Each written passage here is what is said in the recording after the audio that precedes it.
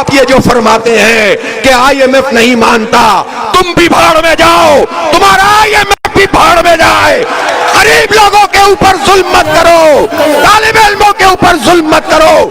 ہمیں نہیں معلوم تمہارا کیا دھندا ہے، لیکن ہم یہ بات جانتے ہیں یہ ہمارا حق ہے، کوئی خیرات نہیں ہے، ہمیں یہ لیوی منظور نہیں ہے۔ نوجوانوں اس کے خلاف بڑی جدوجہد کے لیے تیار ہے کہ نہیں تیار ہے؟ اس لیے میں کہنا چاہتا ہوں کہ یہ جو فضول باتیں ہیں کہ آئی ایم ایف نہیں مانتا، یہ چھوڑ دو۔ یہ جو مریم بی بی نے 11 ارب روپے کا جہاز آپ کے اور میرے پیسوں سے خریدا ہے، ہماری جیب پہ ڈاکہ مار کر مریم نے 11 ارب روپے کا جہاز خریدا ہے، یہ آئی ایم ایف سے پوچھ کر خریدا ہے؟ کیسے خریدا ہے؟ یہ جو چیئرمین سینٹ پیپلز پارٹی کا 9 کروڑ کی گاڑی خریدی ہے، یہ آپ اور مجھ پر ڈاکہ مار کے خریدی ہے، یہ مجھ سے پوچھ کر یا آئی ایم ایف سے پوچھ کر خریدی ہے۔ یہ جو ایف بی آر کا نااہل عملہ اس کے لیے اربوں روپے کی گاڑیاں خریدی جاتی ہیں، یہ آئی ایم ایف سے پوچھ کر کرتے ہو۔ یہ جو تمہارے ایڈمنسٹریٹو اخراجات ہیں، کیا یہ آئی ایم ایف سے پوچھ کر کرتے ہو؟ اس لیے 2 نمبری مت کرو اور اس لیوی کو ختم کرو۔ پیٹرولیم کی پرائس کو 225 روپے پر لے کر آؤ، یہ پوری قوم کا مطالبہ ہے۔ اس کے نتیجے میں معیشت بھی بہتر ہوگی، عام آدمی کو بھی ریلیف ملے گا۔ تمہیں کیا پتا کہ پیٹرول کی قیمت کیا ہوتی ہے؟ شہباز شریف تمہیں اور تمہارے خاندان کے بچوں کو کیا معلوم کہ یہ دکھ کیا ہوتا ہے کہ جب باپ گھر میں آئے اور جب وہ اپنی سیلری لے کر آئے تو پتہ یہ چلے کہ جتنی اس کی تنخواہ ہے اس سے زیادہ بجلی کا بل آ گیا ہے۔ باپ گھر میں آئے اور اس کی بیوی بچوں کی ماں یہ سوال کرے کہ آج تو تنخواہ ملی تھی، آپ بچوں کے لیے کیا لے کر آئے ہیں؟ تو شرمندگی اس کے سوا اس کے پاس کچھ بھی نہ ہو، وہ اپنی نظروں کو جھکا لے کہ غریبوں کے بچے پھل نہیں کھا سکتے بلکہ اب تو سبزیاں بھی کھانا دشوار ہو گئی ہے۔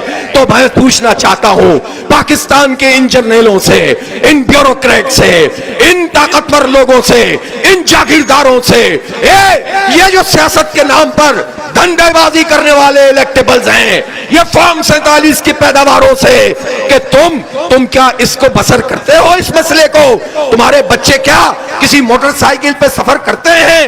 کیا وہ پبلک یونیورسٹیوں اور کالجوں میں اور اسکولوں میں پڑھتے ہیں؟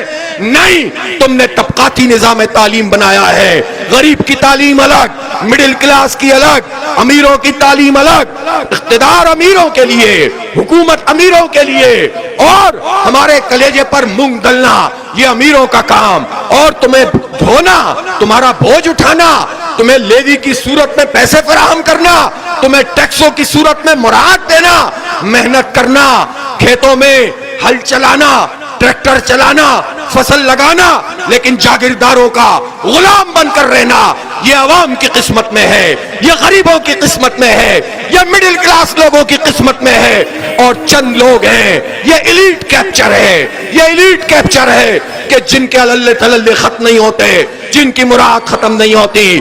اس نظام کو بدلنا ہے، کاٹ جھانٹ سے مسئلہ حل نہیں ہوگا، درخت کی شاخیں جھاڑنے سے نظام نہیں بدلے گا، اس گندے بدبودار فرسودہ نظام کے درخت کو جڑ سے اکاڑ کر پھینکنا پڑے گا، جڑ سے اکاڑ کر پھینکنا پڑے گا، تب جا کر انقلاب آئے گا۔ اس لیے یہ آغاز ہے، یہ پیٹرولیم لیوی ایک عنوان ہے، ظلم کے خلاف آواز اٹھانے کا ایک استعارہ ہے۔ آپ کو مبارک ہو کہ آپ نے جنمن عوامی ایشو پر سیاست کی ہے، آپ نعیم الرحمن کے لیے سیاست نہیں کر رہے، آپ جماعت اسلامی کے لوگوں کے لیے سیاست نہیں کر رہے، آپ اس سیاست کو عبادت سمجھ کے کر رہے ہیں اور 25 کروڑ لوگوں کے لیے کر رہے ہیں، غریبوں اور مڈل کلاس کے لیے کر رہے ہیں، اور پاکستان سے حب الوطنی وہ اس کا اظہار کرنے والوں سے کر رہے ہیں۔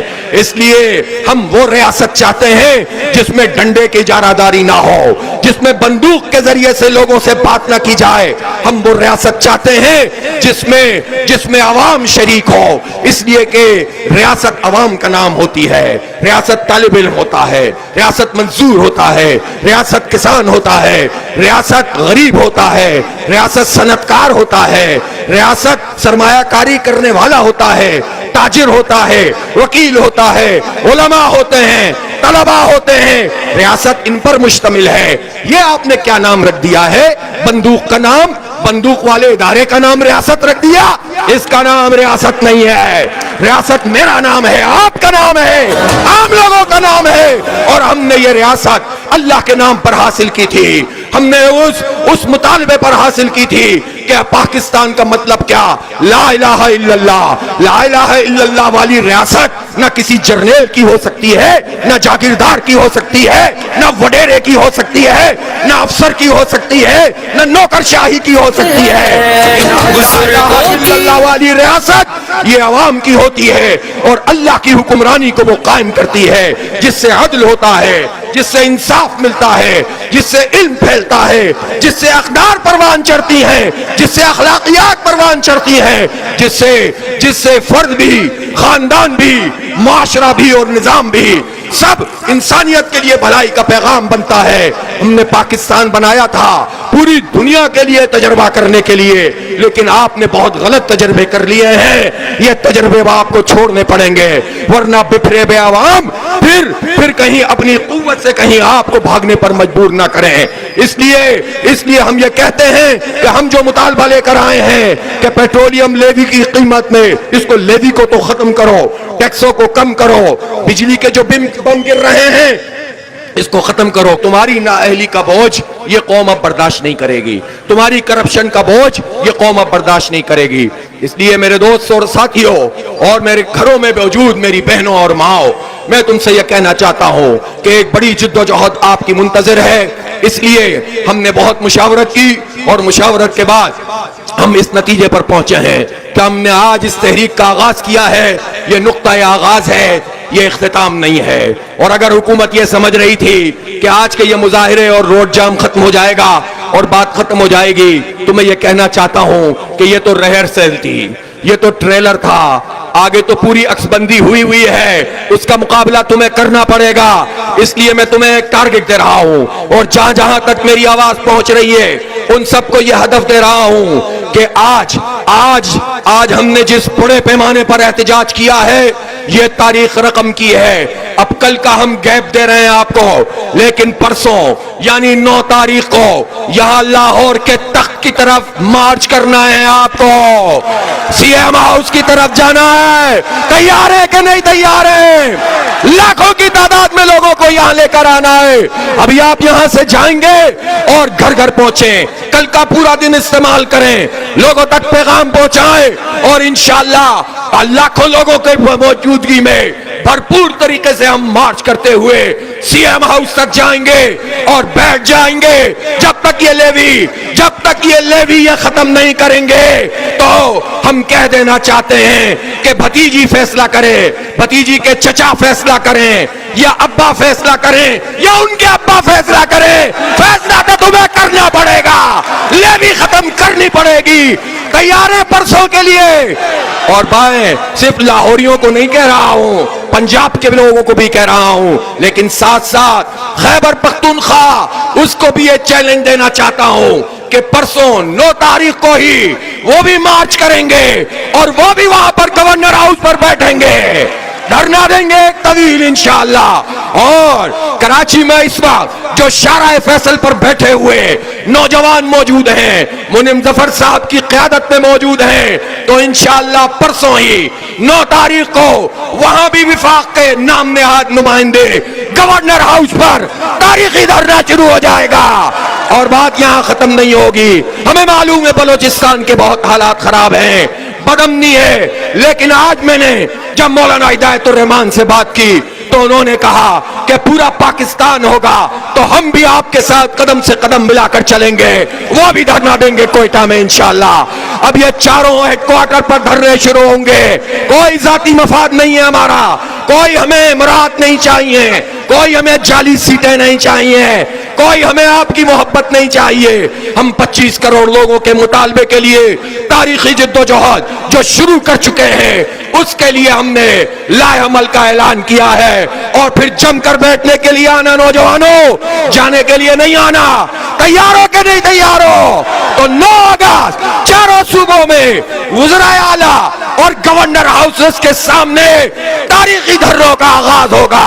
पेट्रोलियम लेवी खत्म करो, भत्ता टैक्स खत्म करो, बिजली की कीमत कम करो, आईपीपी माफिया से निजात के लिए, गंदम माफिया, आटा माफिया, चीनी माफिया से निजात के लिए और इस फरसूदा निजाम के खिलाफ एक तारीखी जिद्दोजहद नए उन्वान के साथ 9 अगस्त इतवार के दिन भरपूर तरीके से आएंगे और जिद्दोजहद की तारीख रकम करेंगे इंशाअल्लाह। मैं वजीर आला सूबा पंजाब से और उनकी टीम से कहना चाहता हूं, हम परसों आएंगे इंशाअल्लाह, पूरी कुव्वत से आएंगे, अल्लाह के तवक्कुल पे आएंगे, नौजवानों के जरिए से आएंगे और पूरी अवाम के साथ इज़हार यकजहती करते हुए आएंगे, सबको साथ लेकर चलेंगे, पूरे पाकिस्तान के 25 करोड़ लोगों के तर्जुमान बनेंगे। नौजवानों तुम्हें सलाम, जनजी तुम्हें सलाम, तुम्हें बुजुर्गों तुम्हें सलाम। मेरी माँ बहनों ने भी तारीखी जिद्दोजहद की है और उन्होंने भी भरपूर तरीके से पूरे पाकिस्तान में कल 41 शहरों में एहतजाज किया है।